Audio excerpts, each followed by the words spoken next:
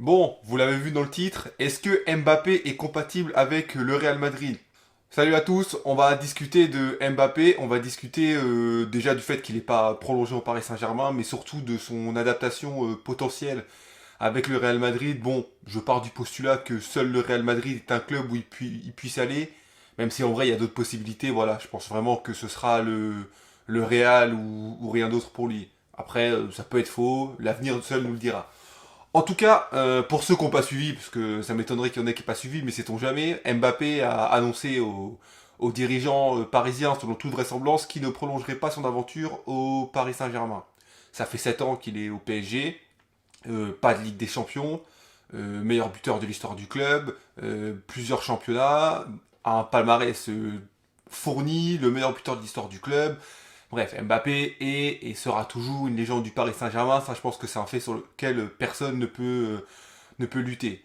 Maintenant, lorsqu'on pense à Mbappé au Real Madrid, je pense qu'il faut se poser la question de savoir est-ce que ça va fonctionner parce que même si sur le papier ça semble évident, et ben quand on y réfléchit, ça l'est pas tant que ça. Il y a plusieurs points à évoquer. Il y a le point tactique, il y a le point humain, et il y a le point de l'institution qui va primer dans la réflexion globale qu'on va se faire. Mais commençons sans tarder. D'un point de vue tactique, certains disent que Mbappé c'est pas un neuf, que ça va être difficile de aligner trois attaquants en plus de Bellingham qui serait milieu parce que actuellement le Real joue dans un système soit avec quatre milieux et deux attaquants qui sont Vinicius et Rodrigo, soit il joue avec trois attaquants, mais dans ce cas-là il joue qu'avec trois milieux. Et donc le fait de potentiellement avoir trois attaquants plus Bellingham qui jouerait un peu en genre de 10, ça ferait peut-être un surplus. Peut-être que le Real n'est plus trop habitué à jouer à ce système. Mais voilà, moi, mon avis, il est très simple. Moi, j'y crois pas à ça. À partir du moment où tu as des joueurs comme Rodrigo, comme Bellingham, comme Vinicius, comme Mbappé, c'est des joueurs qui sont beaucoup trop intelligents pour ne pas s'adapter. Ce ne sera pas une question de système. Le système, ce ne sera pas un problème. Que Mbappé doive jouer neuf, qu'ils doivent jouer sur le côté gauche, même s'il doit jouer sur le côté droit, je vous dirais, ou en deuxième attaquant, ça va marcher. Et vous savez pourquoi ça va marcher? Parce que regardez actuellement le Real Madrid. Actuellement, le Real Madrid, ils jouent la plupart de leurs matchs sans attaquant. Vinicius et Rodrigo, ils font deux pointes, alors qu'aucun des deux n'est buteur à la base. Pourtant, ça marche. Pourquoi ça marche? Alors que si on analyse les profils des joueurs, il n'y a aucun des deux joueurs qui est attaquant. Ça marche parce que le Real c'est une institution, ça marche parce que le système il a été mis en place pour que des joueurs comme eux puissent performer, puissent être efficaces, et parce que c'est des joueurs qui ont quelque chose en plus, c'est des joueurs ultra intelligents, qui ont cette technique, etc. Et c'est la même chose pour Mbappé. Mbappé, il va s'adapter au club. Il va s'adapter en matière de tactique. La tactique, ce sera pas un problème pour Mbappé. Donc vraiment, pour moi, ceux qui pensent que tactiquement, il y a un risque que ça marche pas, pour moi, la question, elle est pas là. La question, pour moi, elle est humaine. Est-ce que humainement, Mbappé va réussir à s'adapter? Parce que le problème, c'est qu'aujourd'hui, Mbappé, il est plus grand que le Paris Saint-Germain. Voilà, le Mbappé, il a toujours fait les choses entre guillemets à sa façon, pour des raisons. Parfois il avait raison, parfois il avait tort. On va pas revenir là-dessus, c'est un sujet qui est beaucoup trop long. Mais ce que je veux dire, c'est que Mbappé, on sent qu'il y a eu des moments où il était au-dessus du club, où le club était prêt à lui offrir tout ce qu'il voulait. C'est quelque chose qui n'arrivera jamais au Real Madrid. Jamais le Real Madrid ne s'abaissera à lui donner absolument tout ce qu'il veut. Je pense que le Real Madrid s'est abaissé au maximum en 2022, lorsqu'ils ont fait leur offre et que le Mbappé l'a refusé. Et quelque part, il va un peu le payer parce qu'il n'aura plus jamais une offre de ce niveau-là. Et je pense qu'aujourd'hui, Mbappé a autant besoin du Real que le Real a besoin d'Mbappé. Mais maintenant que cela est dit, d'un point de vue humain, Mbappé va devoir accepter que maintenant, il y a une institution. Et que l'institution, elle prime sur lui. Si demain, il met en danger l'institution le fera partir. Ça, c'est un fait.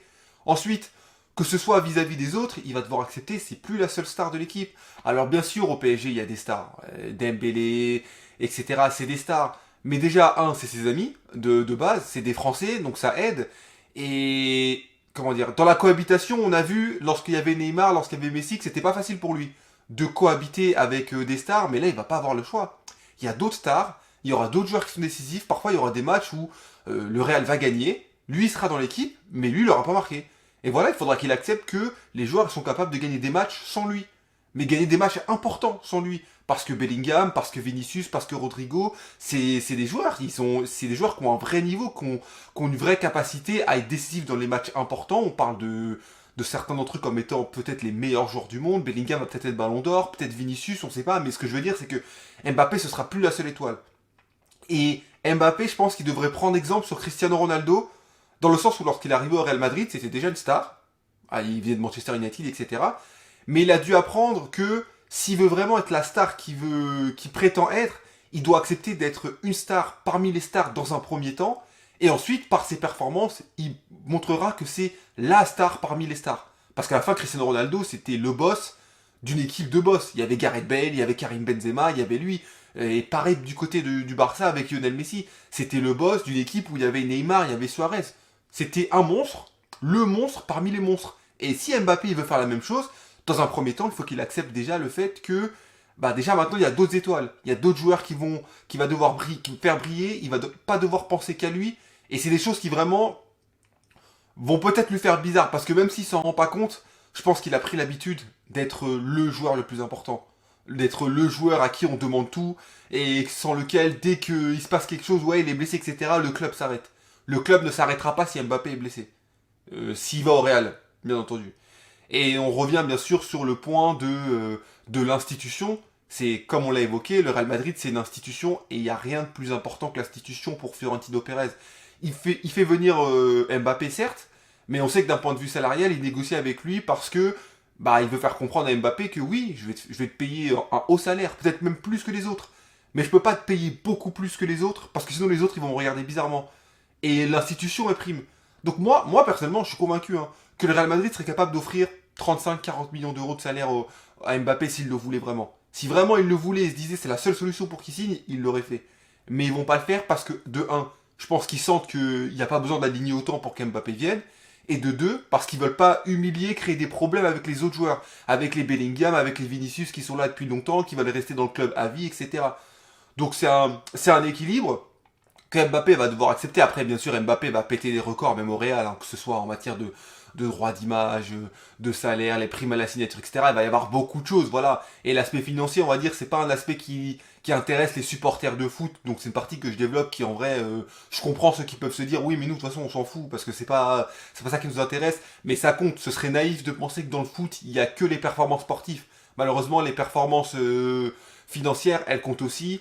Et l'impact qu'ont des performances financières ou des salaires sur l'entente entre les joueurs et donc sur le terrain, ça compte. C'est tout un écosystème, c'est pas juste des mecs qui vont jouer au foot, faut pas être naïf quoi. Mais voilà, en tout cas, moi, pour répondre de façon concise à la question, je pense que ça va marcher, mais je pense que ça va prendre plus de temps que ce que les gens imaginent.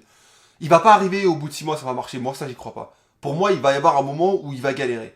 Il va galérer, il va se rendre compte que les choses elles ont changé, et ça va être compliqué, mais je pense qu'il va réussir à se remettre en question parce que c'est un grand joueur et moi je refuse de croire qu'un joueur comme Mbappé ne va pas réussir à s'adapter et à se dire ok bon les choses ont changé, maintenant moi je veux devenir l'un des meilleurs joueurs de l'histoire, le meilleur joueur de l'histoire de l'équipe de France, blablabla etc.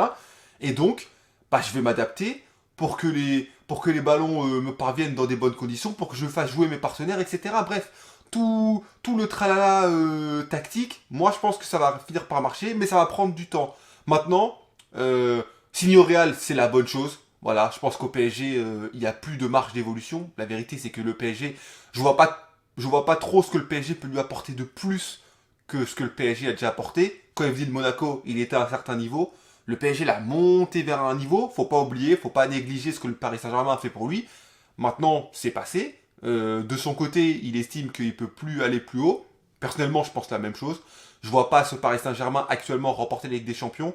Peut-être qu'ils la remporteront sans lui, mais il faudra des recrutements. Mais si, pour le départ d'Mbappé, tu recrutes deux trois joueurs du côté du Paris Saint-Germain, c'est quelque chose qui pourra s'envisager. Bon, c'est un autre sujet, on verra. Mais en tout cas, je pense que c'est la bonne décision pour lui. Je pense que le Real Madrid est le bon club pour lui, parce qu'ils ont une domination sur les autres clubs en Liga, comme là le PSG. Ça lui permettra de marquer des buts, d'être en confiance, et en Ligue des Champions, ils ont cette aura qui lui permettra de franchir le palier et de gagner cette Ligue des Champions parce qu'Mbappé a besoin de cette Ligue des Champions. Il peut pas terminer sa carrière en n'ayant pas de Ligue des Champions. Et la vérité, c'est que s'il en gagne qu'une, on estimera que ce sera pas assez. Donc en vrai, il doit en gagner 2, 3, 4, et là, le train, il est en train de passer. Donc il a fait un pari en 2022, de se dire, bon, bah, je prolonge de 2 ans, on verra ce qui se passe, si ça marche pas, bah, je reprendrai le train du Real. Quelque part, il a eu raison. Puisqu'au final, le train, il est repassé. toutes les personnes qui disaient oui, le train repassera pas, ou les personnes qui se disaient oui, bah c'est trop tard, bah non, c'est pas trop tard. En vrai, il avait raison, il savait. Il savait que le train il repasserait, le train il est repassé. Là, cette fois, je pense qu'il va le prendre. Et donc ça pourra donner des choses qui seront très très intéressantes à l'avenir. Et le Real Madrid, qui est déjà un club ultra attractif, deviendra un club encore plus attractif. Donc voilà, ce sera tout pour moi. Je vous dis à la prochaine. N'hésitez pas à commenter, je réponds à tous les commentaires. Et je vous dis à la prochaine. Peace!